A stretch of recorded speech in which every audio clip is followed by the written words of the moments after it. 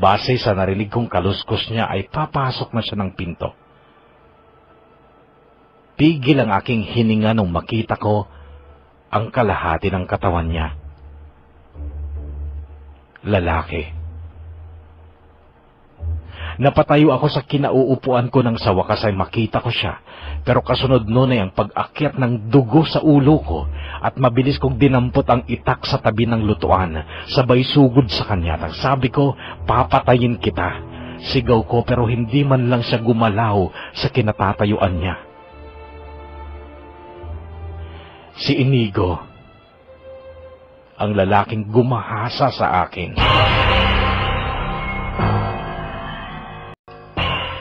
Ni hindi ko nagawang iamba sa kanya ang itak na hawak ko. Umiyak ako ng umiyak sa harap niya kasabay ng mga salitang puro mura at sumpa, ngunit nanatili siyang nakatayo at walang imik doon. Nakinig siya sa lahat ng sinabi ko hanggang sa mapagod ako sa kakaiyak at kasasalita. Siya'y nakinig lang, nanatiling walang imik. Nung tumahimik ako'y naramdaman ko siyang humakbang palabas, ngunit huminto siya sa pintuan at nagsalita. Nasa labas lang ako. Babantayan kita. Noon ay nahiga na ako pero sa tabi ko, nandun ang itak. Hindi ko magawang makatulog noon dahil naging abala ang isipan ko. Noon na nasagot ang katanungan ko kung bakit ganun na lang ang ginawang pagtulong sa akin ni na Isabel at Nanay Celia. Ayon kay Isabel, si Inigo daw ang nakakita sa akin nung mawalan ako ng malay. Bakit pa niya ako tinulungan? Noon ay nasa ibabaw ng malaki kong tiyan ang kanang palad ko. Hanggang noon ay hindi ko alam kung kanino ang batang isisilang ko. Kung maisisilang ko nga ito. Isang dahilan kung bakit hindi ko itinuloy ang paglaglag sa bata ay dahil sa idea na baka si Eder ang ama nito. Si Eder kasi ang nauna sa akin. Pero kung tiyak ko lang na si Inigo ang nakabuntis sa akin, siguro nagkasala na ako sa Diyos. Baka nailaglag ko na noon pa ang bata sa sinapupunan ko.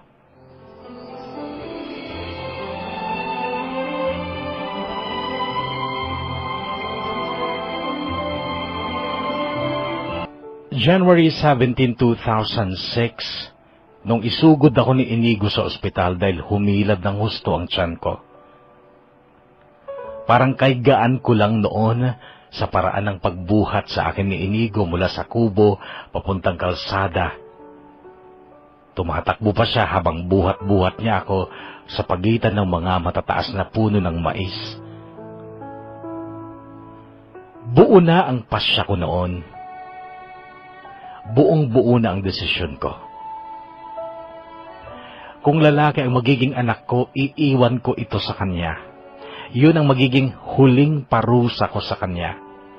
Ang ipatong sa balikat niya ang responsibilidad na palakihin ng bata.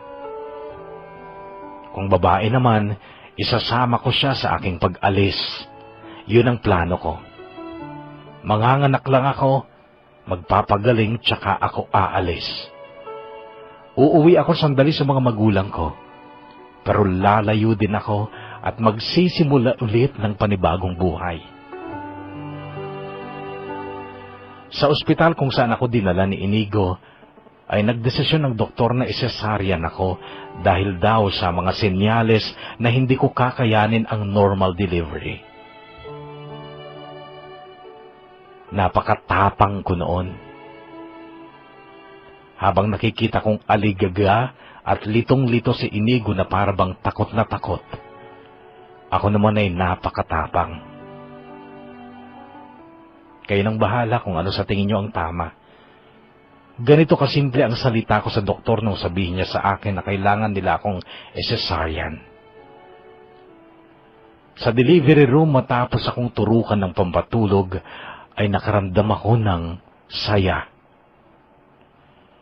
Sa isip ko kasi iyon na ang huling parte ng nakakainip na bahagi ng aking buhay.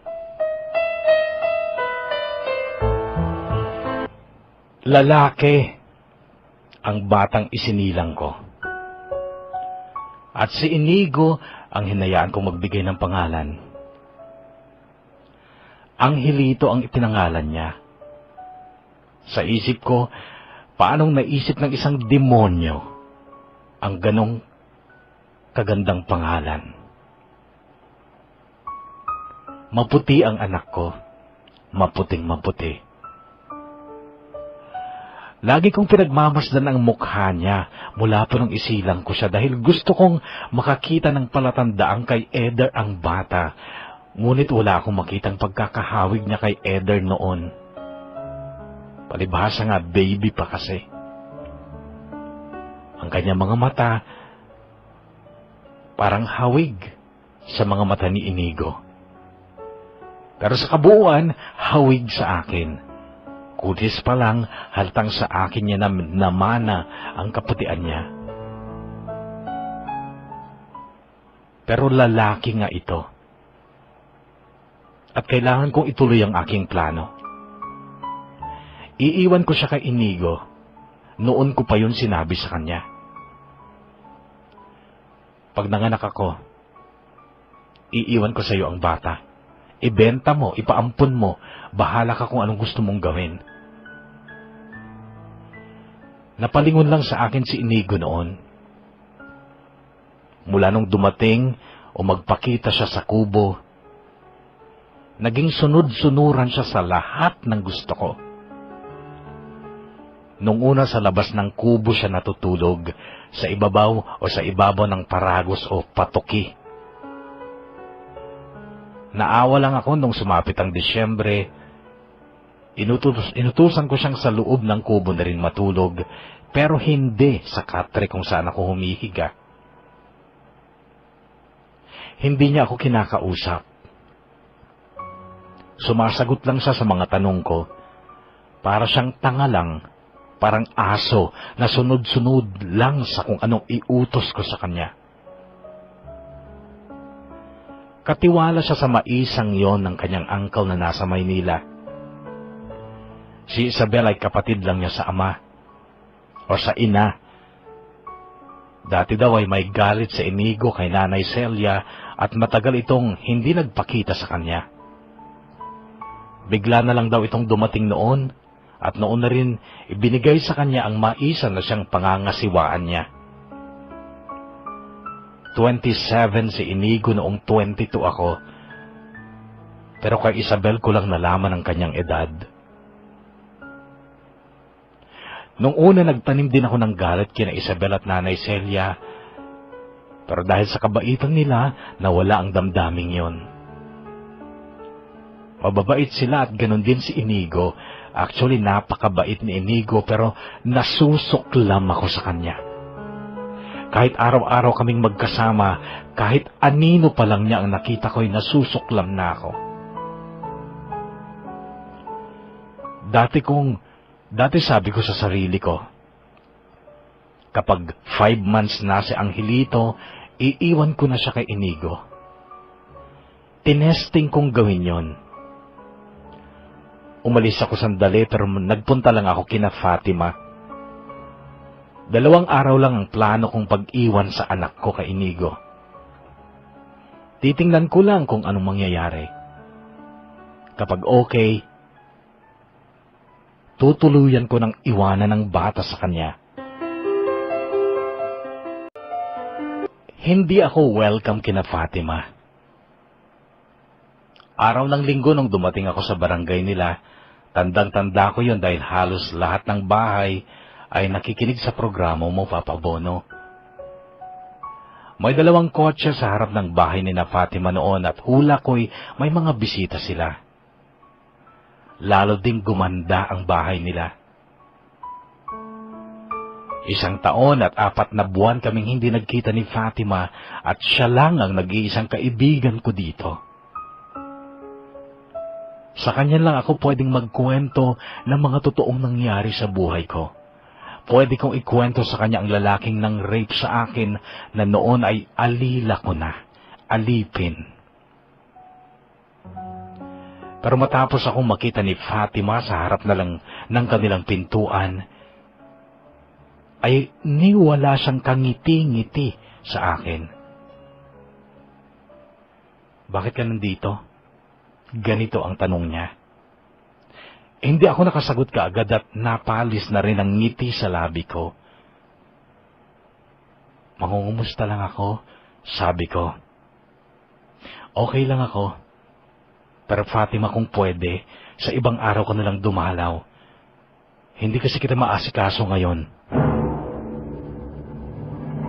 Malaki ang pagtataka sa isipan ko kung bakit ganun na ang naging pakita o pagtrato sa akin ni Fatima. Umalis ako at nadaanan ko rin ang bahay ni Eder. Walang pinagbago sa bahay nila. May parang kung ano sa aking nagtutulak na bumaba at hanapin siya. Pero hindi ko yan ginawa. Hindi ko siya nakita pero nakatinim sa isipan ko na balang araw. Magkikita kami. At haharapin ko siya. Umuwi ako dito at magtatakip silim na nung makarating ako sa harap ng kubo pero natigilan ako nang marinig kong kumakanta si Inigo. English pa nga ang kanta niya. Yung kantang Reaching Out ni Gary Valenciano. Marunong pala siyang kumanta at maganda rin ang bigkas niya ng bawat salitang English sa kantang yon. Dinahan-dahan kong lumapit sa pintuan ng kubo kaya't narinig ko pa ang mga salita niya. Kinakausap niya si Baby. Tulog ka na anak, para mabilis kang lumaki. At paglaki mo, pag-aaralin kita. Ano bang gusto mong maging? Engineer? Doktor? Abogado? Kahit ano yan. Kakayanin ni Papa. Basta maging mabait ka lang. Tsaka huwag kang gagaya sa akin.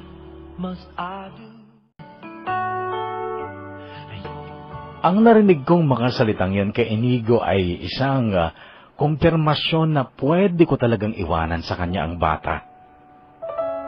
Maliban sa kanya, alam kong hindi rin siya pababayaan ni Nanay Celia at ni Isabel. Mahal nila ang bata kahit hindi sila sigurado kung kay Eder nga ito. May isang hapon na may 2 lalaking dumating at nakiinom sa poso. Nagsisibak ng kahoy si Inigo noon kaya ako ang kinausap ng 2 lalaki na nakiinom o nakainom pala dahil galing sila sa picnic sa ilog. Mga bastos sila. Nagsasalita sila ng ibanag tsaka nagngingitian tsaka titingin sa akin tsaka mag-aapir. Nagulat na lang ako nang sumigaw bigla si Inigo tsaka galit niyang sinugod ang 2. Tsaka niya pinagsusuntok ang mga ito. Sandali akong humanga sa galing ni Inigo sa suntukan. Kahit 2 ang kalaban niya, di man lang nakapuntos ang mga ito sa kanya.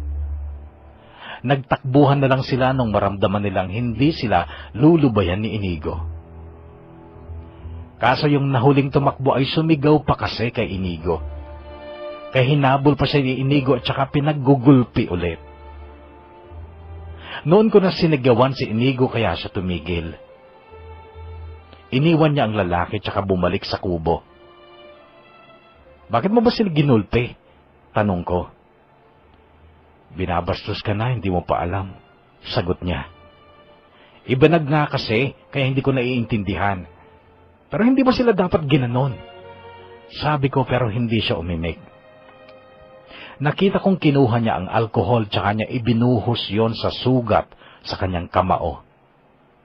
Sa lakas yata ng mga suntok niya, nasugatan ang kamao niya. Kaya lang noon ay hindi pa ako tapos sa panggigigil ko sa kanya. Kaya't pinagalitan ko pa. Nasaan ba ang utak mo? Hindi ka nag-iisip. Paano kung napatay mo yung lalaking yon? Eh di nakulong ka. Mabubulok ka sa bilangguan. Eri, ikulong nila ako. Ano ka mo? Noon pa naman ako dapat nakulong, di ba?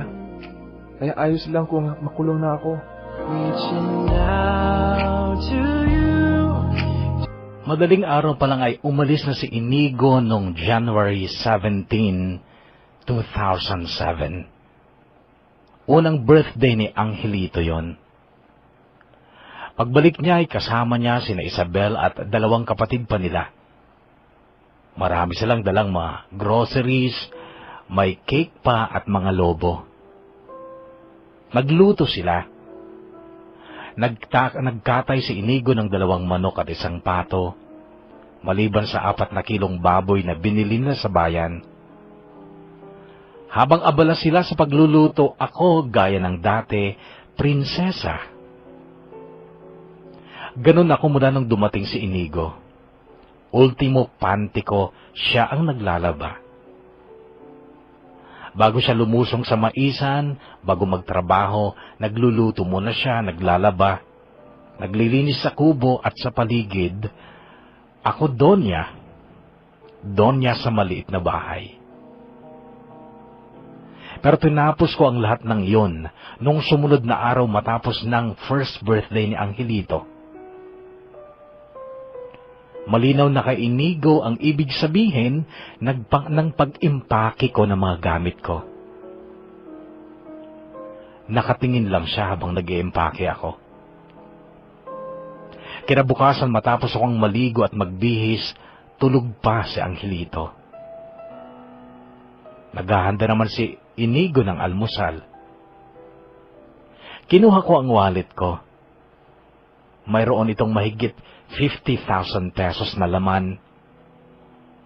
Kita yun ni Inigo sa maisan. Yun ang naging parte niya nung nakaraang anihan. Kumuha lang ako ng 20,000. Yung iba iniwan ko sa kanya para may panggastos siya kay Angelito. Kain ka muna. Narinig kong sabi niya nung bitbitin ko na ang bag ko. May parang kung anong damdamin sa akin na hindi ko gusto. Yung pakiramdam na parang humihina ang pagkatao ko. Kaya sabi ko, sige, sabay tayong kumain. Sabi ko. Napatingin siya sa akin. First time kasing mangyari yun na magkasabay kaming kakain. Kaya lang unang subo ko pa lang ay nawalan na ako ng gana matapos kong makitang may luha na pumatak mula sa mata ni Inigo. Tumayo na ako. At sabi ko, kumain ka mag-isa mo. Aalis na ikaw. Ikaw nang bahala sa bata. Sabi ko, tsaka ko hinablot ang bag ko at lumakad na ako palayo ng kubo. Medyo madilim pa noon at malamig ang simoy ng hangin. Nawalan ako ng gana nang makita kong lumuha si Inigo. Pero habang naglalakad ako palay sa kubo, ay may mga luhang hindi ko rin napigilang umagos mula sa mga mata ko.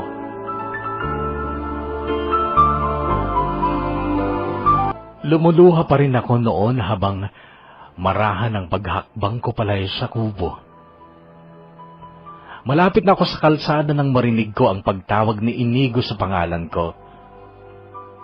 Parang nakaramdam ako ng pagluwag sa dibdib ko dahil sa idea na parang pipigilan niya ako at parang gusto ko yun. Kaya hinintay ko siya. Hinihingal siya nung maabutan niya ako, ngunit alam kong hindi niya ako hinabol para pigilan.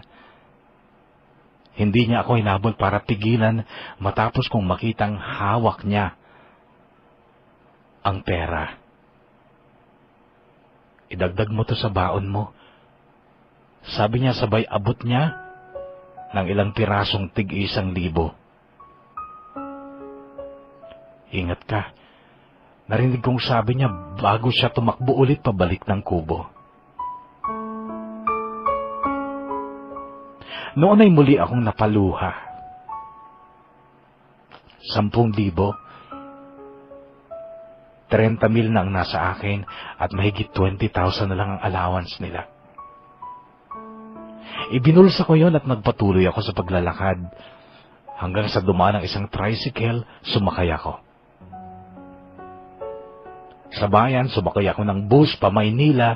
Sa Maynila, tinungo ko ang pier. Sumakay ako ng barko papuntang Cebu. Ilang araw na sakayan, ilang araw na biyahe. Pero hindi ako natuyuan ng luha dahil ang totoo, sa kabila ng pagtitigas-tigasan at paggagalit-galitan ko sa mundo, ay nalulusaw ang puso ko. Dahil sa pag-iwan ko sa anak ko. Gusto kong magsisi.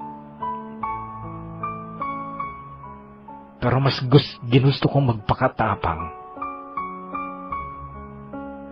Kaya matapos ang pagluha, pinilit kong harapin ang buhay para sa isang bagong simula. Dalaga pa ako. Walang nakakaalam na nanganak na ako. Yun ang para sa akin ang bagong buhay. Alam ko lang ang pangalan ng barangay ni Papa sa Cebu pero first time kong pumunta doon. Nagpahanda si Papa noon. Malaking handaan dahil iniisip daw nilang napahamak ako at akala nila ay hindi na ako makakabalik pa. Barangay captain na si Papa noon at si Mama ay presidente ng mga kooperatibang itinayo ni Papa sa barangay. Mayroon silang paggawaan ng mga bag at accessories na yari sa water lily. Mayroon silang paggawaan ng steel windows at steel trusses. Mayroon silang malaking grocery store na pagmamay-ari din ng kooperatiba at patahian. Maraming trabahador at buong barangay ay tumitingila sa aking ama bilang kanilang leader. Ipinagpatuloy din ni Papa ang pagiging makadiyos niya. Ayon sa kapatid ko, si Papa din ang nagpa-renovate ng kapilya kaya ito lumaki at gumanda. At linggo-linggo ay buong pamilya ang nagsisimba. Punong-puno ang kapilya, pati sa labas ay may mga tao pa. Kitang-kita ko ang pagkakaisa ng mga tao dahil kay Papa. Sa mga gawain man, maging sa pagsisimba. Mabuting tao ang aking ama. Pero wala siyang alam kung anong klaseng anak ang dumating sa bahay niya. Pinili kong ilihim sa kanila ang lahat, ngunit napapansin din nila ang mga kilos ko. Ilang beses na nila akong tinanong kung anong problema ko dahil marami daw pagkakataong nakikita nila akong tahimik at parang kay lalim ang iniisip. Lahat naman ng alibay na gamit ko na para lang mapagtakpan ang katotohanan sa aking nakaraan. 1 taon at 8 buwan ko sa Cebu noong dumating naman sa buhay ko si Wilmer. Anak ng negosyanteng umaangkat ng mga dry goods na produkto ng kooperatiba na noon ay ako naman ang nagmamanage. Gwapo si Wilmer at may kaya. Nagustuhan niya ako at di nagtagal ay nanligaw na siya. Botong-boto ang mga magulang ko sa kanya. Wala akong damdamin para kay Wilmer, pero ayoko nang dagdagan pa ang pagtataka sa isipan ng mga magulang ko, kaya't kunwari ay sinagot ko na si Wilmer. Ipinalagay ko na rin makakatulong siya ng malaki para tuluyan ko ng matalikuran ang sama ng aking nakaraan. Dumaan pa ang maraming taon. Ilang beses nang nagmungkahi ng kasal si Wilmer, ngunit dinadaan ko siya sa pagtangging may ngiti. Sinasabi kong hindi pa ako handa sa buhay, may asawa, kahit na noon ay 27 years old na ako at siya ay 32 na.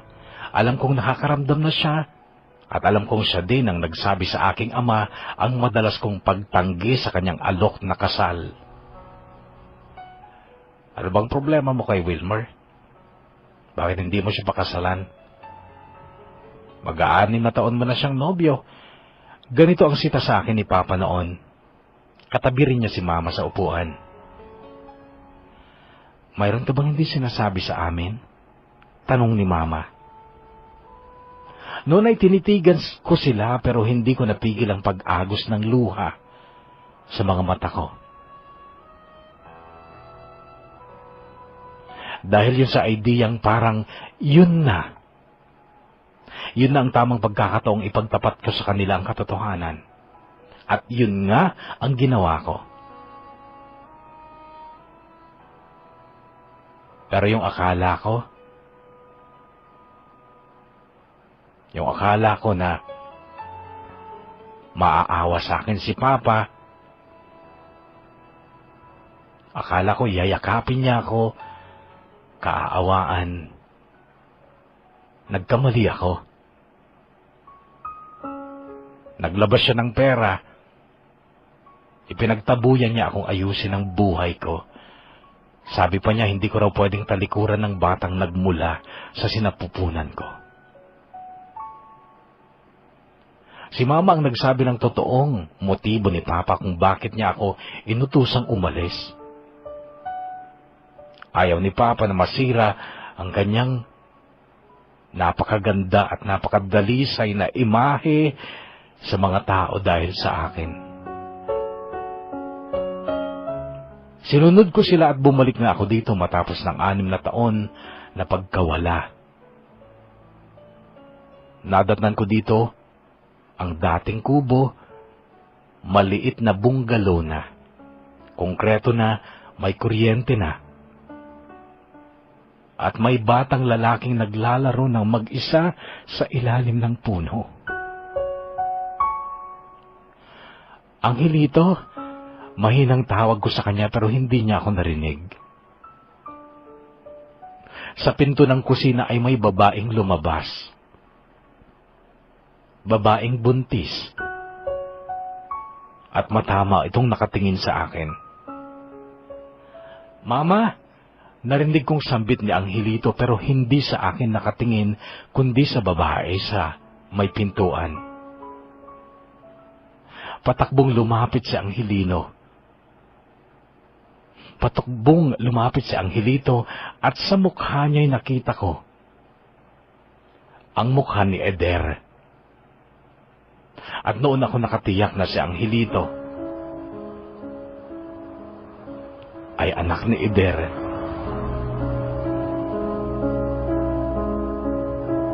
Ate Tina, narinig kong tawag ng babae sa akin kasabay ng masayang paghakbang upang lapitan ako. Isabel, sambit ko. Ako nga, hindi mo na ako kilala, sabi niya. Noon ay bigla ding nagluwag ang loob ko dahil ang babaeng buntis pala ay si Isabel. Nag-asawa na kasi ako, ate. At ito, buntis na kaya tumaba at bumangit na ako ng husto. Sabi pa niya habang nakahawak sa 2 kamay ko. Ay anak-anak, eto ang mama mo. Masayang sabi niya kay Angelito na noon ay nakatingala sa amin. Gustong umago sa mga luha ko noon habang nakatitig sa napaka-cute na mukha ng anak ko na iniwan ko ng 6 na taon. Nakatitig siya sa akin. Nakatitig din sa akin si Isabel at parang naghihintay sa gagawin ko. Yayakapin ko ba ang anak kong minsan ko nang tinalikuran? Kumusta ka po? Narinig kong tanong ni Angelito. Okay naman ako. Ikaw? Okay din po ako.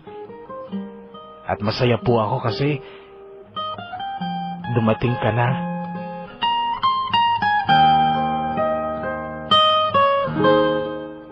Ayon kay Isabel ay hindi pa raw nabibinyagan si Angelito dahil umasa daw talaga silang darating ako. Wala daw kasing ina na talagang tatalikuran ng kanyang anak. Nung una halatang medyo asiwa sa akin ang anak ko, pero isa lang ang nasa isip ko noon. Hindi ko na siya iiwanan pa. Dadalhin ko na siya sa aking pag-alis. Napaka-cute at napaka-bibo ni Angelito. Si Inigo na talaga ang kinilala niyang ama, ngunit nagpipigil lang ako.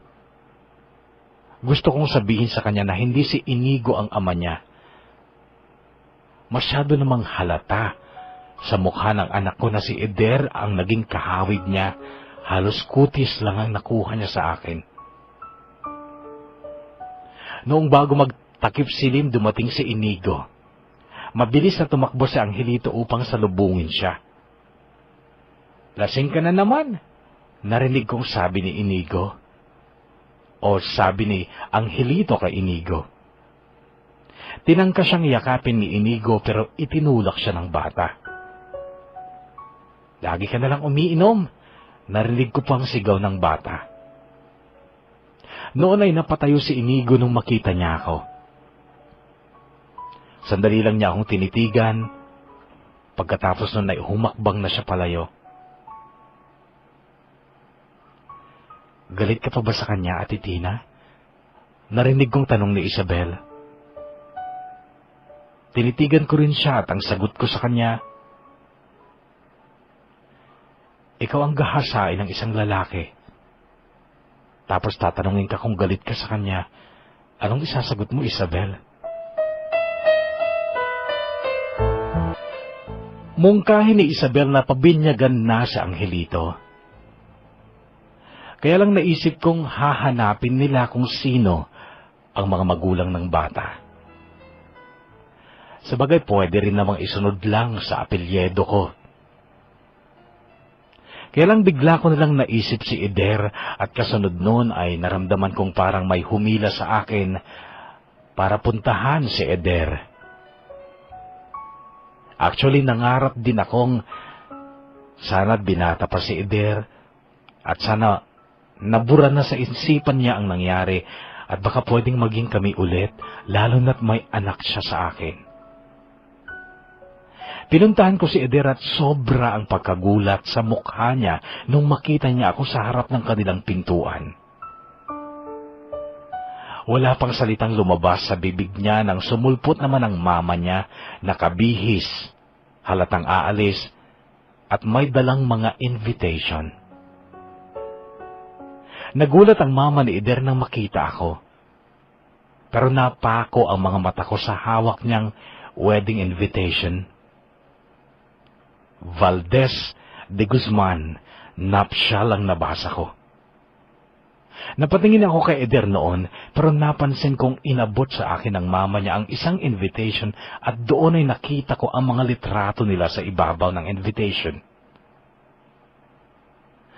Litrato ni Eder at saka ni Fatima. "Ikakasal ka kay Fatima?" Nagawa ko itanong yon nung makalis na ang mama ni Eder. Hindi siya sumagot. Dinukot niya ang cellphone niya at mayroon siyang tinawagan. "Punta ka dito sa bahay. May bisita tayo." Iyon ang narinig kong sinabi niya sa tinawagan niya. Pagkatapos nun ay pumasok siya sa kusina at paglabas niya ay may dala siyang isang baso ng juice. Noon ay nakapako ang mga mata ko sa mga litrato ni Eder noong maliit pa siya. Nakakwadro ang mga ito sa dingding at nakikita ko sa mga litratong yon ang mukha ng anak kong si Angelito. High school pa lang kami nung maging kami ni Fatima. Nung college na kami, nag-break kami. Pero nag-decide kaming maging best friends na lang. Noon naman kita nakilala. At kahit tayo na noon na hindi mo alam na naging kami ni Fatima. Nag-abroad ako at pagbalik ko, Naging kami ulit ni Fatima. Ganito ang panimulang kwento ni Eder. Siya namang dating ni Fatima na talagang nagulat nang makita niya ako. Bakit ka nandito? Tanong sa akin ni Fatima sabay upo sa tabi ni Eder. Mataas ang kilay ni Fatima noon, bagay na ikinairita ko ng bahagya. Anong kailangan mo, Tina? Bakit ka nandito? Madiing tanong ulit ni Fatima. Noon ay sinagot ko na siya. Nandito ako para maghabol. Maghabol? Anong hahabulin mo, Tina? Ikakasal na kami ni Eder at buntis na ako. Buntis ka? Pues Fatima, para malaman mo, may anak kami ni Eder. Anak? Anak niyo ni Eder? Baka naman anak niyo nung niinigo na ng gahasa sa'yo. Malakas niyang sabi. Pero kumalma ako at kinuha ko ang cellphone ko at inopen ko ang mga pictures ni Angelito. Eto, tingnan niyo. At sabihin niyo sa akin kung hindi kamukha ng anak ko ang mga litratong nandyan sa dingding na yan. Sabi ko sabay turo sa mga litrato ni Eder sa dingding. Si Eder ang kumuha ng cellphone ko at halata sa kanyang mukha ang pagkagulat. Nasa 10 ang pictures ni Angelito doon at alam kong pinagmasdan lahat yun ni Eder. Pagkatapos ay tumitig siya sa akin at namumula ang mga mata niya. Nasaan siya, Tina? Tanong sa akin ni Eder. Nandun siya. At sabik na sabik siya sa magmamahal ng isang ama, Eder. Sabi ko, pero mabilis naman ang naging reaksyon ni Fatima. Hindi totoo yan. Umalis ka dito, Tina, at huwag mo kaming guluhin. Noon ay tumayo ako pero napansin kong bino-bluetooth ni Eder ang mga litrato ni Angelito sa cellphone niya. Kaso inagaw ko sa kanya ang cellphone ko. Teka, isa na lang, sabi niya pero hindi ko siya pinakinggan.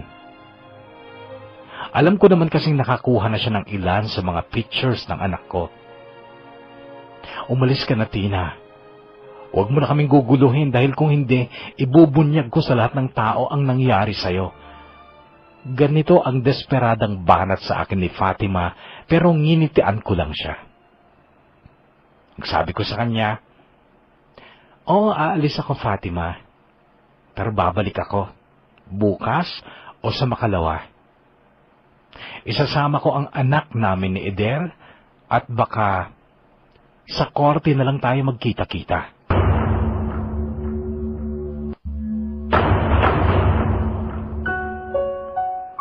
Alam kong may laban ako sa kanila. Lalo na't kitang-kita ko kung paano na-touch si Eder sa mga litrato ng anak niya. Maluwag ang ngiti kong humakbang palabas ng bakuran ni na Eder, pero bago pa ako makalabas ng tuluyan ay narinig ko ang pagtawag ni Eder sa pangalan ko. Patakbo siyang lumapit sa akin at ang sabi niya, "Tina, mag-usap tayo. Ano bang gusto mong mangyari?" Sinabi ko na sa'yo, Eder. Kailangan ni Angelito ng ama. Angelito? Oo, Angelito ang pangalan ng anak mo. Kaya lang, ikakasal na kami ni Fatima. Ikakasal pa lang, Eder, hindi pa kasal. Mahal pa rin kita hanggang ngayon. Wala akong ibang lalaking minahal kundi ikaw. Kahit naghahasa ako, alam mo na ikaw ang nakauna sa akin. Sige. Gagawin ko ang lahat para hindi matuloy ang kasal namin ni Fatima. Mahal pa rin kita, Tina. Sabihin mo lang sa akin kung nasaan kayo ng anak natin. Pupuntahan ko kayo. Pupunta tayo sa malayo. Magsasama-sama tayo. Magsisimula ulit tayo. Tinangay ng malalim na isipin ang isipan ko habang nasa biyahe ako pa uwi. Mula sa kalsada, sa pagitan ng mga puno ng mais ay naging napakabagal na mga hakbang ko papunta sa bahay ni Inigo, kung saan alam kong kanina pa naghihintay sa akin ang aking anak. Hindi ako makapagdesisyon. Mahirap.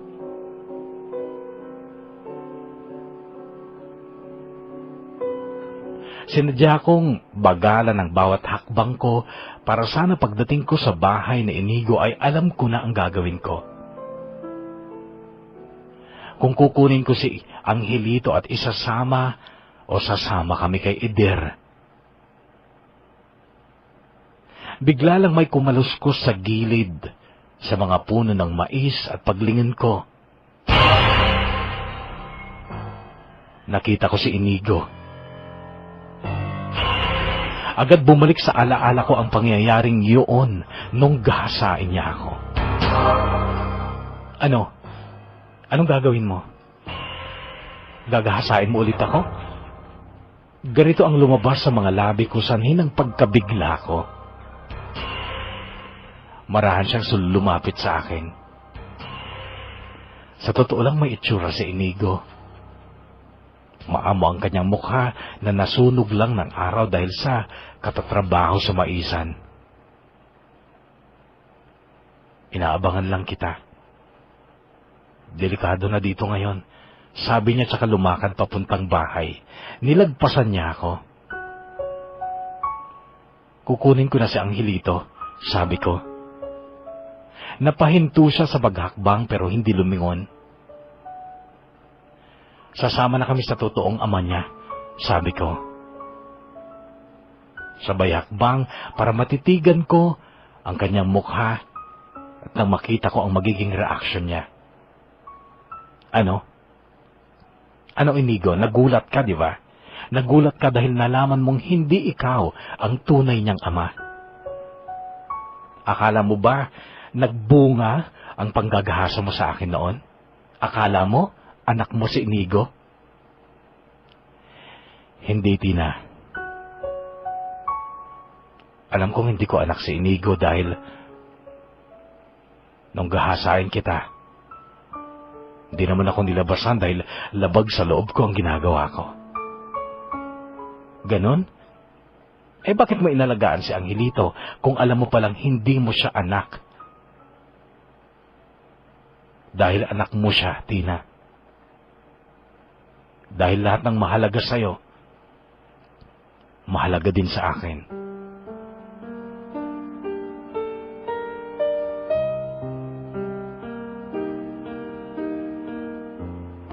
Nung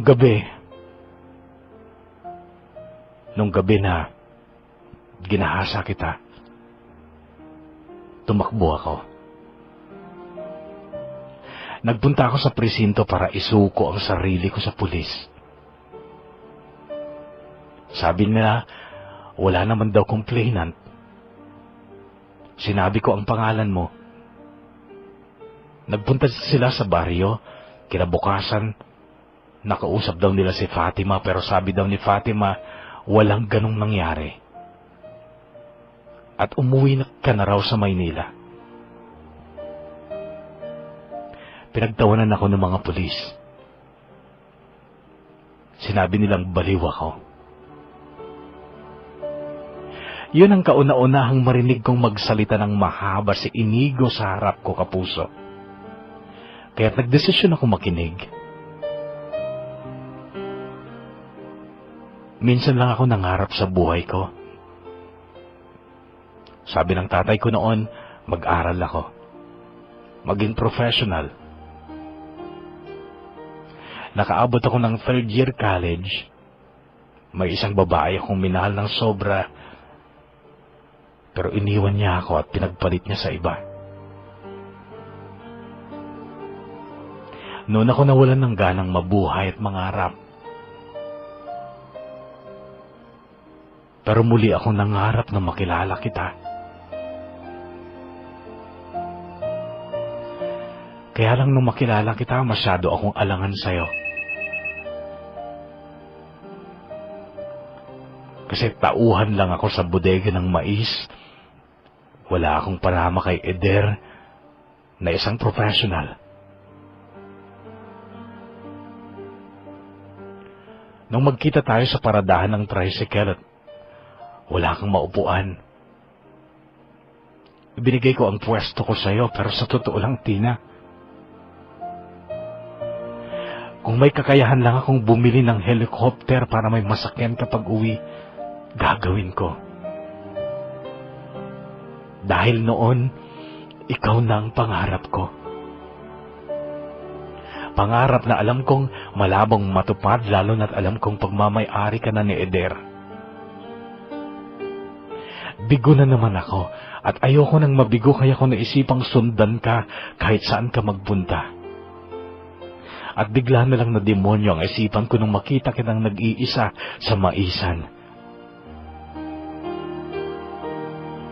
Noon, Kapuso, bigla na lang nagliyab ang kalooban ko sa pagpapaalala ulit ni Inigo sa pangyayaring yon. Isang malakas na sampal ang pinadapo ko sa mukha niya, isa pang sampal hanggang sa maramdaman ko ang paghapdi ng palad ko dahil sa malalakas na sampal na yon na ibinigay ko sa mukha niya.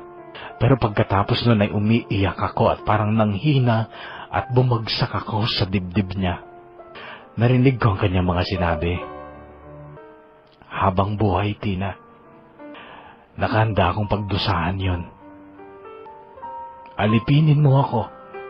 Walang kahit isang bagay na gusto mo ang hindi ko gugustuhin. Alipin mo ako habang buhay. Ito pa ang narinig ko mula sa kanya nung nakasandal ako sa dibdib niya. Kasabay ng isang desisyon na kailangan ko nang itama ang mga mali sa buhay ko sa pamamagitan ng pagharap sa totoong mukha ng buhay ko.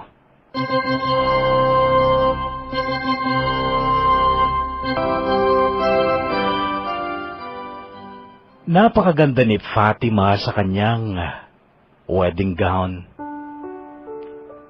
Walang makapagsasabing hindi sila bagay ni Eder. Nandun ako kasi ring bearer si Angelito na cute noon, pero halos ayaw niyang bumitaw sa papa niyang si Inigo na naging napakagwapo din sa kanyang suot na polo shirt. Oo, Kapuso, nagsimula ako ng panibagong buhay sa pamamagitan ng pagharap sa tunay na mukha ng naging buhay ko. Ako, si Angelito at si Inigo ay nagpunta kina Eder 3 araw bago ang kasal nila. Nakipag-usap lang kami. Alam kong ayaw ni Inigo, pero sabi niya, wala akong gusto na hindi niya gugustuhin. Alam kong hindi rin madali sa kanya ang humarap kina Eder at Fatima, pero lagi kong hawak ang kamay ni Inigo upang iparamdam sa kanya na wala siyang dapat nang ikahiya. Dahil ang nagawa niya sa akin ay bunga lang ng kanyang malabis na pag-ibig. Noong February 14, 2012, nagpakasal na rin kami ni Inigo pero sa huwes lang. Kinailangan kasi naming mapabinyagan si Angelito at isinunod namin ang pangalan niya sa apelyido ni Inigo. Alam ni Eder ang tungkol doon pero wala siyang nagawa dahil wala naman siyang legal na karapatan sa aking anak. Kung tutuusin, mas maraming karapatan si Inigo sa kanya at isa pa, si Inigo talaga ang kinikilala niyang ama sa puso at sa salita. Sa ngayon, Kapuso, ay buntis na ulit ako. 6 months at ito ay anak ni Inigo. Kinagabihan matapos ang kasal namin noon sa huwes, ay pinasok ko siya sa banyo habang naliligo siya. Kunwari lang kailangan ko nang gumamit ng banyo o kaya ako kinalampag ang pintuan at nagmadali naman siyang buksan yon kahit na sabon-sabon pa ang katawan niya. Noon, ginantihan ko siya. Ako naman ang nanggahasa sa kanya. Hanggang dito na lang, Kapuso, at sana po'y naibigan nyo rin ang kwentong ito ng buhay at pag-ibig ko. Lubos na gumagalang at nagpapasalamat. Tina. What must I do